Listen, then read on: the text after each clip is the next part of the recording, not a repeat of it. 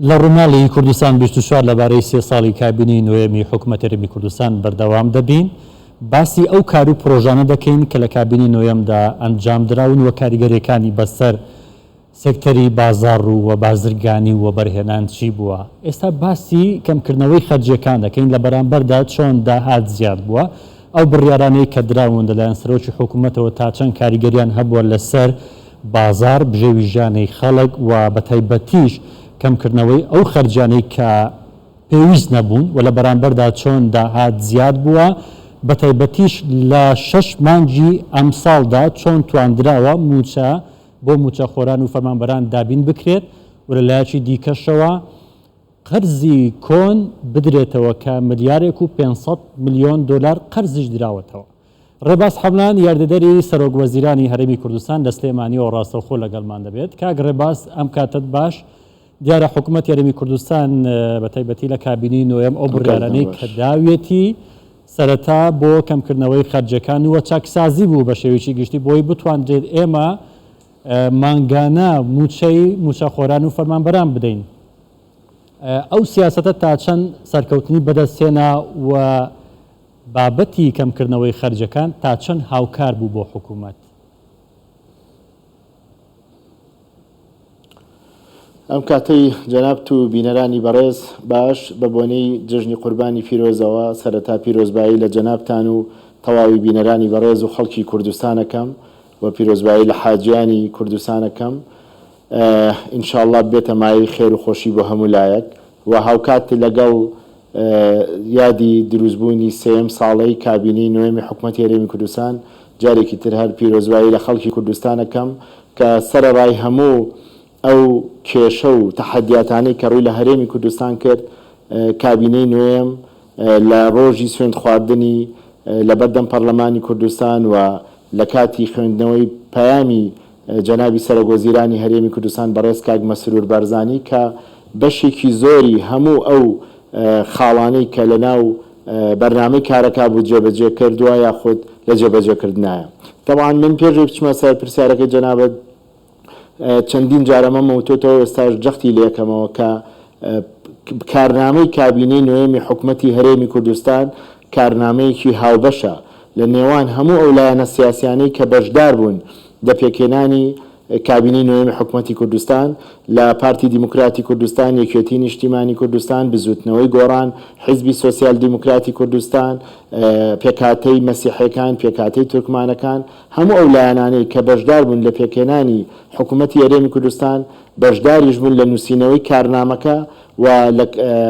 لە هەموو ئەو ئەجەندایانی کە حکوومەتی هەرێمی کوردستان هەی بۆ پێکەوە ئەم ئەجەندای دروست بووە و هیواداریشم تا کۆتایی پێکەوە هەموو پشتیوانی لە کارەکانی حکوومەتی هەرێمی کوردستان بکەن لە کاتی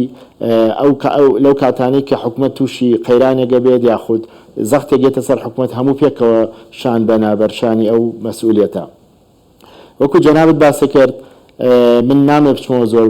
ڕابردوو، بەڵام ئەم ڕاستە 3 ساڵە حکوومەتی هەرێمی کوردستان کابینی نوێم دروست بووە. بەس 1 ساڵ لەو 3 ساڵی کە هەیە حکوومەت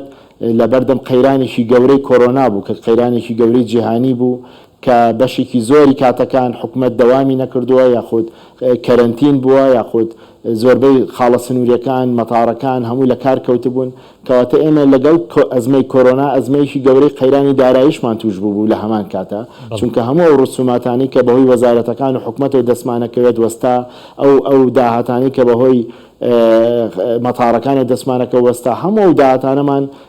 لە دەست چوو لە کاتی قەیرانی کۆرۆنا. بۆیە حکوومەتی هەرێمی کوردستان ڕاستە 3 ساڵە تەمەنێتی، بەس 2 ساڵ بە فیعلی توانێتی دەوام و کارەکانی خۆی بکات، ئیشەکانی خۆی بکات. ساڵێکی تەواوی نەیتوانی ئیشەکانی خۆی بەڕێک و پێشی بکات لەبەر قەیرانی کۆرۆنا و هەموو قەیرانە دارایی و کێشانی کە ڕووی لە حکوومەتی هەرێمی کوردستان کرد کە لە سەر و دەسەڵات و توانای خۆیەتی. جەنابەت باسی 6 مانگی ڕابردووت کرد. طبعاً ئێمە بۆ بەرچاوی بینەرانی بەڕێز و هەموو هاونیشتیمانیانی کە ئێستا متابعی ئێماکەن، ئێمە لە هەموو مانگێکی کە موچە دابەشەکەین پێویستمان بە نزیکەی 620 میلیۆن دلار هەیە کە 20 میلیۆن دلاریش لەلایەن هێزەکانی هاوپەیمانان و دابی نەکرێت بۆ وەزارەتی پێشمەرگە بۆ موچەی هێزە هاوبەشەکان واتە 640 ملیۆن دلار هەموو مانگێک حکوومەتی هەرێمی کوردستان ئەبێ بیاد بە موچەی موچەخۆران تاوان کاڵی موچەخۆران بە مەدەنی و سەربازی و بە خانەنشینیشەوەیە لەم بڕەپارەیە لە 6 مانگی ڕابردوو ئێمە اعتیمادێکی گەورەمان کردە سەر خۆمان چونکە حکوومەتی عێراق لە ساڵی 2022 سێ جار پارەی ناردۆ بۆ هەرێمی کوردستان بەڵام لە مانگی یەک ئەو وەجبەی کە ناردی هی ساڵی 2021 بوو هی مانگی دوانزەی ساڵی 2021 بوو واتە بۆ ساڵی 2022 حکوومەتی عێراقی دوو جار پارەی ناردۆ بۆ ساڵی 2022 کە 400 ملیار بووە بەڵام ئێمە هەموو مانگێک پێویستمان بە 640 ملیۆن دلارە واتە اعتیمادمان کردوتە سەر خۆمان اعتیمادەکەش چۆن بووە ئێمە لە ڕابردوو خەرجێکی زۆرمان هەبوو خەرجێکی گەورەمان هەبوو لەژێر چاودێری جەنابی سەرۆک وەزیرانی هەرێمی کوردستان و تیمی حکوومەت توانرا بەشێکی زۆر لەو خەرجانە کەم کرێتەوە کە لە هەمان بۆ نمونەیەکی گەورەتر بۆ بینەرانی بەڕێز و جەنابتان ڕوونکەمەوە ئێمە ساڵانە بە ئەی 3 ملیار دلار بەس گازۆیلمانە کرد بۆ ئەکڕی بۆ محەتاتی کارەبا ئێستا لەم کابینەیە ئەوە نەما اعتیمادمان کردە سەر گازی سروشتی کە ئێستا بۆ نمونە لە کێڵگەی کۆرمۆر کە گازی سروشتی بەرهەمێنرێ لەوە محەتاتی کارەبا بەرهەمی خۆی ئەهێنێ نەک لە بەرەوی نەک گازۆی بکڕینەوە ڕابردوو ئەگەر لە بازاری جیهانی ئەو گازە سروشتێ بفرۆشین نزیکەی بای ملیارێک دلارە لە ساڵەکە واتە ئێمە هەم داهاتێکمان زیاد کرد هەم خەرجێکی گەورەشمان کەم کردوانێ ئەوە یەکێکە لەو ئینجازە گەورانەی کە ژمارەیەکی زۆرە کە حکوومەتی هەرێمی کوردستان لە کابینەی نەتوانێتی بیکە لە 6 مانگی ڕابردوو ئێمە 73 ملیۆن بەرمیل نەوتمان فرۆشتووە ئەم 73 ملیۆن بەرمیلە کە فرۆشتومانە تەبعاً بە سعری برند فرۆشتومانە بەڵام هەر مانگە و بە نرخێک فرۆشتومانە لە مانگی یەک بە 74 دلار فرۆشتومانە لە مانگی دوو بە 88 دلار فرۆشتومانە لە مانگی سێ بە 99 دلار فرۆشتومانە لە مانگی 4 بە 93 دلار فرۆشتومانە لە مانگی 5 بە 101 دلار فرۆشتومانە لە مانگی 6 بە 109 دلار فرۆشتومانە تێکرای ئەمە چەنە تەکرای ئەمن بە تقریبا بەرمیلی بە 95 دلار فرۆشتومانە واتە حکوومەتی هەرێمی کوردستان بە نزیکەی لەم 6 مانگی ڕابردووە 6 ملیار و 95 ملیۆن دلار داهاتی بەز لە نەوت هەبووە لە 148 ئەم داهاتە دابین کراوە بۆ وەزارەتی دارایی و ئابووری بۆ موچە لە ڕابردوو ئێمە لە 130 فرۆشتنی نەوتمانیاوە بە موچە بەڵام لەم 6 مانگا ئێمە لە 148 فرۆشتنی نەوتمان یاوە بە موچە ئەمەش دیسانەوە یەکێکی کێ لە کارەکانی کابینەی نوێمی حکوومەتی هەرێمی کوردستان کە ئاستی بەرهەمهێنان یاخود ئاستی فرۆشتنی زۆربەی ئەو داهاتی کە دەستی کەوتۆتەوە لە فرۆشتنی نەوت دیسانە خسۆتەوە خزمەتی هاونیشتیمانیان و موچەخۆران کە لە 130 بەرز کردێتەوە بە لە 148 کە لە داهاتی نەوت بیرێ بە موچە ئێمە لەم بڕەپارەیە کاڵم لە 148 3 ملیار و 191 ملیۆن دلارمان صرف کردو بەس بۆ دابینکردنی موچەی ئەم 6 مانگەی ڕابردوو کە ئێستا دراوە تەوان لەم 6 مانگەیە موچە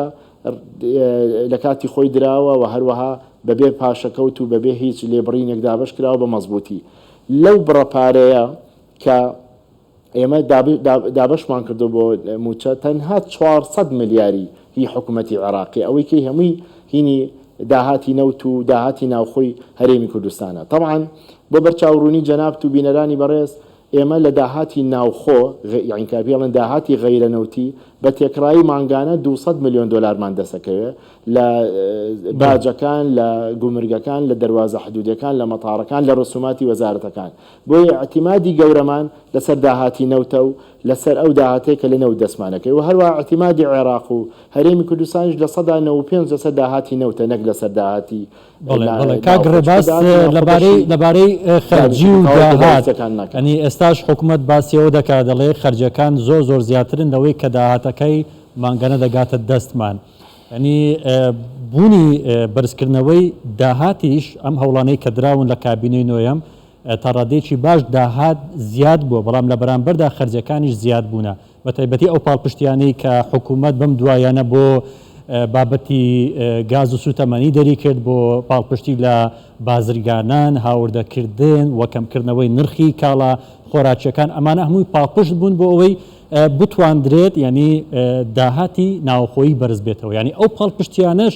گرنگ بوون کە حکوومەت بۆ کەرتی تایبەت جێبەجێ کردوون ئەمە تا چەند گرنگی هەبوو تا چەند بووە بارگرانی لەسەر حکوومەت اینجا خۆی ڕاستەکەی ئەوەیە کە هەرچی حکوومەت بیکا بۆ هاونیشتیمانیانی خۆی بێمنەتە عنێەوە ئەبێت بەبێ هیچ منەتێکی تیانێ بەسەر هاونیشتیمانیانەوە واجبی سەرشانی حکوومەتە کە باشترین گوزەران بۆ هاونیشتیمانەکانی خۆی دابینکە بەڵام بەداخەوە لە وڵاتی ئێمە ئەوەی کە فۆبیایەک دروست کرا و لای هاونیشتیمانیان و لە سۆشیال میدیا کە بەس شتە خراپەکان باسەکرێ گینا حکوومەتی هەرێمی کوردستان بەشێکی زۆر مەسئولیت و زەختێکی زۆری لە خۆی کردووە لە پێناو دابینکردنی بژێویکی باشتر بۆ هاونیشتیمانیان چونکە خۆ حکوومەتی هەرێمی کوردستان هەرکی موچە دابشکردن نییە بەڵکو دەیان و سەدان خەرجی تر لەسەر شانی حکوومەتی هەرێمی کوردستانە بۆ نمونە ئێمە لە کۆرۆنا لە کە ئێستاش بەردەوامەوە بەداخەوە ئێستا ڕێژەی توژوانیش بەرز بۆتەوانێ ئەو دەرمان و پێداویستێ پزیشکیانی کە لە نەخۆشخانەکان دابینەکرێەوە هەمووی خەرجیکی زۆرە کە لەسەر شانی حکوومەتی هەرێمی کوردستانە و هیچ دامێکی نێودەوڵەتی و ناوچەیشمان نییە بۆ بابەتەوە بەداخەوە حکوومەتی عێراقی لەم بابەتەشە هیچ جۆرە مەسئولیەتێکی هەڵنەگرتووە کە بەحساب ئێمە لە هەرێمی کوردستان هاونیشتیمانیانی عێراقین بەشێکی کە خەرجی پاکردنەوەی شار و شارۆچکەکانی هەرێمی کوردستان خەرجی فڕۆکەخانەکان خەرجی ڕێگەوبانەکان سەرڕای ئەوەی کە ئێستا لە راپۆرتەکەی جەنابیشتانە گوێم لێ بووکە خەرجی پرۆژەکان بەردەوامە خەرجی ئەو ڕێگەوبانەکان دروستکردنی ئەو لە ئیسtisمارە مەسەرەن ئێمە لە بواری پیشەسازی لە بواری کشت و کاڵی لە بواری دابینکردنی مەوادی غیزایی هەمووانە بەردەوام حکوومەتی هەرێمی کوردستان پرۆژەکانی نەوەستانەوە سەرڕای هەموو زەخت و قەیرانایی لەسەر سەرڕایەوەی کە هیچ دامێکی تری نییە غەیری اعتیمادکردن نەوێت لەسەر داهاتەکانی خۆی خەرجەکانمان بە شێوەیەکی بەرچاو کەم کردوێتەوە بەڵام هەندێک خەرجی وەکو جەنابەت باسی کرد لە توانای ئێمە کەمیکەینەوە مەسەنەن خەرجی دابینکردنی کڕینی کارەبا یاخود ئەو داهاتی کە سەرفیەکەی لە دابینکردنی کارەبا داهاتەکە بە جاریکە ناگەڕێتەوە چونکە بەداخەوە هاونیشتیمانیان ئیلتیزام ناکەن بە پێدانی ئەو کارەبایی کە بۆیانێتەوە مانگانەیە یاخود ساڵانەیە کە پێویستە دەفعیکەن لە پێناو ئەو کارەبایی کە هەیان بووە کاگڕێ باز لەبارەی هەنگاوەکانی چاکسازی لەبارەی هەنگاوەکانی چاکسازی تا چەند ئەمە کاریگەری هەبوو لەسەر زیادکردنی داهات بە تایبەتی بابەتی دووموچەی یاخود بندیوارەکان ئەمانە تا چەند کاریگەریان هەبوو لەسەر زیادبوونی داهات پرۆسەی چاکسازی پرۆزێکی دوور و درێژە یعنی ئەوە یاساکەی کە دەرچوو دوای هاتە حکوومەت لە حکوومەتی هەرێمی کوردستان کە ئێستا کاری زۆر باشی لەسەر کراوە فەرمانگەی هەماهەنگی بەدوادا چوون بەردەوامە لە جێبەجێکردنی ئەم پرۆژەیە کە لەسەر جەم وەزارەتەکان دەستی پێکردەوە ئەمە یەکێکە لە بنەماکانی کارنامەی نوێمی کابینەی نوێمی حکوومەتی هەرێمی کوردستان ئێمە تەڵعاان من دەورێکی باشی هەبووە لە ئێستاەوە خەرجی کەم کردوێتەوە نەک بڵین داهاتێکی زۆری بە حکوومەت گەڕانە بێتەوە بەڵام خەرجێکی زۆری کەم کردوێتەوە لە دۆزینەوەی ئەوانی کە دووموچە و سێموچەیان هەبوو بە نایاسایی هەروەها لە کەمکردنەوەی خەرجی ناو هەندێک وەزارەت و فەرمانگەکانی بەسرا و بە حکوومەتی هەرێمی کوردستان کە خەرجی زیادە بوون ئەوانەی هەموو کەم کردوێتەوە و لە داهات و تر ژمارەیەکی زۆر گەورەتر لەم خەرجیە دەرەکەوێت بە هاونیشتیمانیان کە دیسانەوە ئەوەش وەکو داهاتێکە گەڕێتەوە خەزێنەی دارایی حکوومەتی هەرێمی کوردستان بەڵام بەڕاستیمە پرۆزەیەکی دوور و درێژە ینی ناتوان بڵێن بە ڕۆژ دوو ڕۆژ ئەمە نەتیجەکەی دەرەکەی بەس بە تەکید داهاتوویەکی نزیکا دەرەجەکەوێت خاڵێک کە زۆر ببورە عەفو فەرموو بەڵێ زۆر سپاس ڕێباز حەملان یاردەدەری سەرۆکوەزیرانی هەرێمی نازان بەڵێ فەرموو خاڵەکە تاوە کە خاڵێکت مایە پێم وابێ فەرموو کاک ڕێباز ئەو خاڵێکە زۆر گرنگ بوو کە لەم کابینەیە وەکو ئینجازێکی گەورەیە بۆ حکوومەتی هەرێمی کوردستان ئێمە سەرەڕای هەموو ئەو زەختانی کە لەسەر حکوومەتی هەرێمی کوردستان بوو و لە دابینکردنی موچە لە پێداویستەکانی کە لەسەر شانمان بوو بەڵام ئێمە نەچوینە ژێر باری قەرزەوە ئەگەر حکوومەتی هەرێمی کوردستان قەرزی کردایە لە ئێستا و لە داهاتوە ئەجیالی داهاتوو ئێمە نەوەکانی داهاتوو ئێمە تووشی قەرزێکی زۆرە بوون ئێمە سەرەڕای قەرزمان نەکرد بە هەموو زەختانی کە لەسەرمان بوو توانیمانە لە داهاتی نەوت 1,666 ملیۆن دلار قرز بینەوانی یعنی ئێمە سەرڕای ئەو زەختەی لەسەرمان بووە لە داهاتی نەوتی خۆمان کە موچەشمان دابش کردووە کە خەرجەکانی حکوومەتیشمان دابین کردو هێشتا قەرزیشمان داوەتەوە واتە ئەو قەرزەی کە لە ڕابردوو باسەکرا زۆر بڕێکی گەورەی لێکەم کراوەتوانێ ئەوەژێکی کێ لە ئینجازەکانی کابینی نوێم کە لە ماوەیەکی کورت تاتوانیمان ئەوەش بکەین ئەوە خاڵێکی گرنگ بوو بۆ بینەران و بۆ جەنابیش زۆر سپاس ڕێباز حەمدان یاردەدەری سەرۆکوەزیرانی یاریمی کوردستان سپاس کە ڕاستەوخۆ لە سلەیمانی و لەگەڵمان بوویت. سپاس بۆ جەنابیشتان.